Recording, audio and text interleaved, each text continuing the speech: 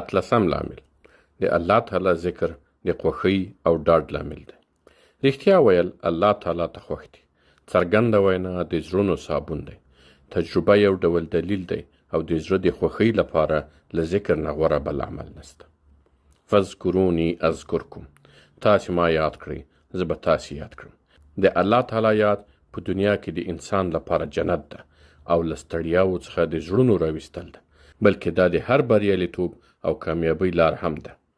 ته د قرآن او حدیث مطالعه وکړه چې د ذکر له ګټو څخه خبر سي، او پر دې لیک تجربه هم وکړه چې له ډول ډول ناروغیو څخه خوندي سي او روغتیا درته په برخه سي.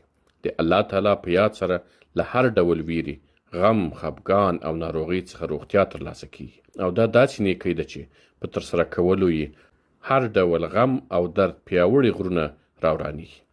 دا د حیرانتیا خبر نه ده چې الله تعالی په یاد سره د خلکو زړونو ته سکون رسیږي، بلکې د حیرانتیا خبره دا ده چې د الله تعالی له ذکر نه غافل خلک څنګه ژوند کوي.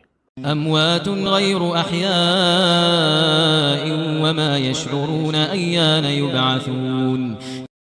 دوی مړه دي، ژوندي نه دي او نه پوهیږي چې کله به بیرته راپورته کیږي. ای د نړۍ دردېدلیه، ای له دردونو او غمونو څخه په ژړا سره انسانه، راسه د الله تعالی په سپېڅلي نامه خپله ژبه وخوځوه او د خپل زړه درمل پرې وکړه.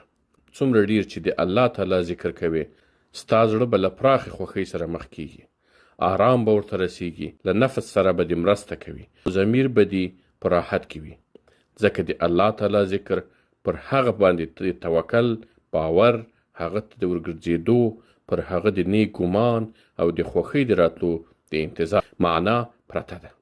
نو الله تعالی نږدې دی، د هر بلونکي آواز او غوښتنه اوري، اوریدونکی او د دعاګانو قبلونکی دی. نو په ډیر عاجزۍ، مینه او زارۍ سره د هغه نوم واخله.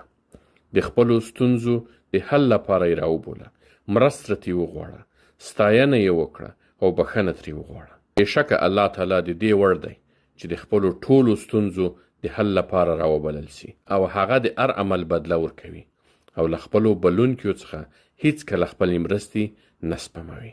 فآتاهم الله ثواب الدنيا وحسن ثواب الآخرة. الله تعالی دوی ته د دنیا د ثواب ترڅنګ د آخرت غوره بدلی هم ورکړي.